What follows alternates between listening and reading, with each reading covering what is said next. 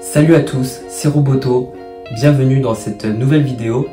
Aujourd'hui, je vais vous expliquer en détail comment trouver un stage à l'étranger.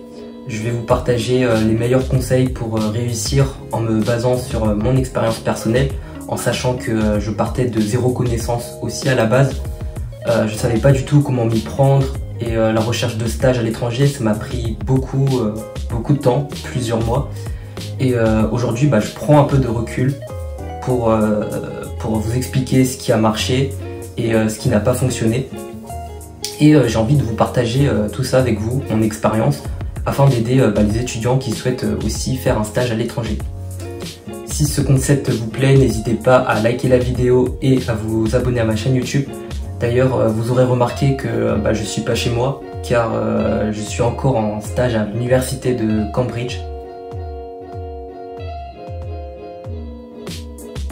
Alors déjà, une question fondamentale à se poser, c'est pourquoi vouloir faire un stage à l'étranger? Pour ma part, j'ai fait parce que je suis en école d'ingénieur à Télécom Sud Paris et que dans le cadre de la validation de mon diplôme, je dois effectuer une période à l'international obligatoire de 2 mois minimum. Mais en dehors du cadre scolaire, je pense que faire un stage à l'étranger, c'est une très bonne opportunité de sortir de sa zone de confort, de découvrir une nouvelle culture, de pouvoir rencontrer de nouvelles personnes et de pouvoir développer de nouvelles compétences professionnelles dans un nouvel environnement. Et c'est aussi une expérience incroyable de pouvoir rencontrer de nouvelles personnes du monde entier et de se créer un réseau international. Donc personnellement, mon stage à l'université de Cambridge, ça m'a permis de beaucoup progresser en anglais et j'ai vraiment trop kiffé ce voyage. Alors avant de commencer dans vos démarches, je pense que le premier point essentiel, c'est de réfléchir au pays dans lequel vous souhaitez partir. Il faut vous poser les bonnes questions. Est-ce que je veux perfectionner une langue en particulier? Est-ce que je préfère un pays européen ou plus lointain? Et selon le pays de destination, les méthodes de recherche ne vont pas être identiques. Donc c'est pour ça qu'il faut savoir bien cibler les pays qui vous intéressent. Et moi, pour ma part, j'avais 3 pays que je ciblais absolument.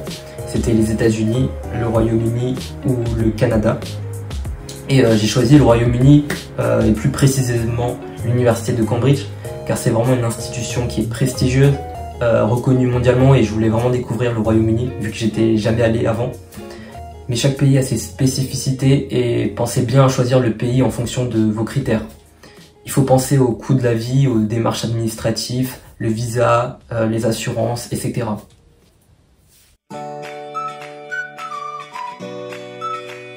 Une fois que vous avez ciblé le ou les pays, la prochaine étape c'est de préparer sa candidature. Donc première chose à faire, c'est de rédiger le CV, soit en anglais, soit dans la langue du pays ciblé. Pensez à bien mettre en avant vos expériences, vos compétences et vos projets personnels ou associatifs. Si ça vous intéresse de voir le CV que j'avais fait, vous pouvez me DM en commentaire de la vidéo ou sur mes réseaux sociaux. Ensuite, préparez un portfolio ou un site personnel si vous avez des projets à valoriser. Franchement, c'est super important parce que ça prouve ce que vous savez vraiment faire et pas juste ce qui est marqué sur votre CV. Par exemple, si vous avez bossé sur un projet, fait un site web, une appli, mettez-le dedans. Ça montre que vous êtes motivé, que vous faites des trucs en dehors des cours et ça attire direct l'œil des recruteurs. Enfin, un petit point bonus qui vous permettra de vous démarquer des autres, c'est de préparer un PowerPoint de 2-3 slides où vous allez montrer vos projets que vous souhaitez valoriser, que ce soit scolaire, professionnel ou personnel. Par exemple, chaque slide pourra correspondre à un projet avec des points pour expliquer le contexte du projet, vos missions et également les compétences que vous aurez acquis. Je vous montre un exemple d'une slide de mon PowerPoint pour que vous compreniez mieux de quoi je parle. Donc pour résumer comment moi j'ai préparé ma candidature, c'est que j'ai préparé un CV en anglais, un portfolio et un petit PowerPoint de 3 slides pour expliquer mes projets personnels.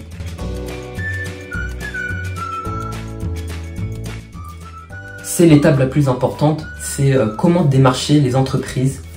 Il existe plusieurs méthodes, vous pouvez utiliser LinkedIn, Glassdoor, rejoindre des groupes Facebook, des forums étudiants. Bref, j'ai essayé toutes ces méthodes et je peux avec du recul vous dire qu'est-ce qui a été le plus efficace. Donc tout d'abord, j'ai commencé par postuler à toutes les offres que je voyais sur LinkedIn. J'envoyais mon CV en masse et je notais toutes les candidatures sur un fichier Excel pour le suivi.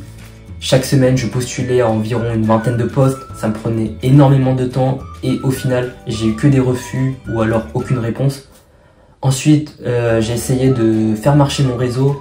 J'ai rejoint une dizaine de groupes Facebook pour essayer de voir les offres de stage à l'étranger. Une fois de plus, ça n'a pas été très concluant et je tombais souvent sur des agences de stage. Pour ceux qui ne savent pas, une agence de stage, c'est une organisation ou une entreprise spécialisée dans l'aide à la recherche de stage. Et pour cela, il faut payer. C'est quelque chose que je vous recommande pas.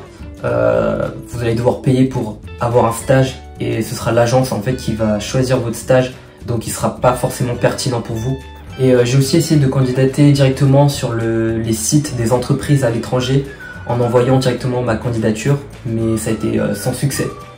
Donc du mois d'octobre jusqu'au mois de février, j'ai eu que des refus, pas d'entretien. Donc à ce moment-là, j'étais un peu désespéré. Je me disais que c'est impossible de trouver un stage à l'étranger malgré tous les efforts. Mais voilà, il faut jamais abandonner parce que la persévérance finit toujours par payer. Et c'est à partir du mois de mars que là, il y a eu un petit déclic. J'ai eu plusieurs propositions de stages à l'étranger. Et la méthode la plus efficace, c'est tout simplement les candidatures spontanées. Il faut envoyer des mails personnalisés directement aux personnes de l'entreprise. Et pour avoir les contacts des emails, il faut utiliser votre réseau. Ce que j'ai fait, c'est que je suis parti contacter les départements des relations internationales de mon école pour savoir si je pouvais justement avoir des contacts d'anciens étudiants qui ont effectué des stages à l'étranger. Et pour le coup, j'ai bien fait de demander car le service avait des boucles de stage qui contenaient en gros les contacts de tous les anciens étudiants avec l'entreprise où ils ont effectué leur stage et il y avait également l'email de leur maître d'apprentissage. Donc j'ai pu feuilleter un peu le book du stage et dès qu'il y avait un stage qui m'intéressait, j'envoyais un email personnalisé. Dans cet email, je me présente, je lui parle de mes compétences et de mon intérêt à vouloir faire un stage dans son entreprise. Et l'avantage de faire ça, c'est que déjà le manager va lire votre email, on évite toute concurrence avec les autres et en plus le manager connaît l'école puisqu'il a déjà recruté un stagiaire dans son entreprise. Donc pour moi, c'est la manière la plus efficace de trouver un stage à l'étranger. Et si votre école n'a pas ce genre de contact, c'est à vous d'aller démarcher les anciens étudiants qui ont déjà effectué un stage à l'étranger et de leur demander s'ils peuvent vous recommander à leur manager. Vraiment, il faut tenter, il ne faut pas avoir peur. Moi, j'ai pu contacter d'anciens étudiants grâce à mon implication dans les associations. Mais vous pouvez aussi les démarcher sur LinkedIn. Au moins avec cette méthode, vous êtes sûr que les étudiants vous répondent. Et enfin, le dernier point dont je voulais vous parler, si vous ne souhaitez pas utiliser le réseau d'anciens étudiants, c'est une méthode qui va aussi vous permettre de trouver un stage assez facilement. Et c'est les candidatures spontanées, mais dans les laboratoires de recherche des universités. Sur le site en gros de chaque université, vous allez trouver une section avec l'annuaire des chercheurs qui travaillent dans les laboratoires. Et vous avez accès à son adresse email ainsi que les projets qu'il a pu effectuer. Je vous conseille en fait de naviguer dans les différents départements de l'université qui vous intéressent et de contacter pas plus qu'une seule personne dans un même département.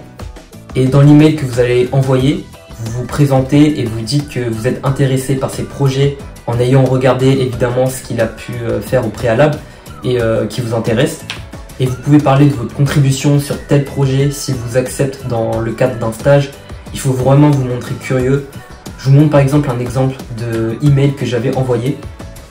Dans cet email, j'ai envoyé en pièce jointe mon CV et mon PowerPoint de 3 slides qui présentent mes projets. Et c'est de cette manière-là que j'ai réussi à trouver un stage à l'université de Cambridge. Et j'ai également eu plein d'autres retours positifs grâce aux candidatures spontanées. J'ai été également accepté pour un stage au Canada, un au Royaume-Uni et un en Nouvelle-Zélande. Et j'ai également pu passer un entretien pour un stage à Dubaï et un autre stage aux États-Unis grâce aux candidatures spontanées, même si voilà, j'ai pas été accepté par la suite. Bref, vous aurez compris, en résumé, envoyer plein de candidatures spontanées, c'est vraiment le moyen le plus efficace pour trouver un stage à l'étranger. Démarcher soit les anciens étudiants qui ont effectué des stages à l'étranger, soit des laboratoires de recherche dans les universités, parce que les profs qui travaillent dans les labos, ils n'ont pas forcément besoin de stagiaires, mais peuvent être intéressés s'ils voient qu'un étudiant est très motivé par ses travaux de recherche. Et en faisant ça, vous évitez toute concurrence avec les autres, comparé au démarchage sur LinkedIn, sur les groupes Facebook, etc. Je ne dis pas que les autres méthodes ne fonctionnent pas, il y a sûrement d'autres étudiants qui ont pu trouver des stages de cette manière-là, mais moi je voulais vraiment vous faire part de mon expérience personnelle et ce qui a le plus fonctionné pour moi. Donc n'hésitez pas à écrire dans les commentaires si vous avez des remarques à ajouter, des conseils ou des questions. J'espère que cette vidéo vous aura plu. Si c'est le cas, pensez à liker la vidéo et à vous abonner à ma chaîne YouTube. On se donne très vite rendez-vous pour de nouvelles vidéos. Allez, ciao!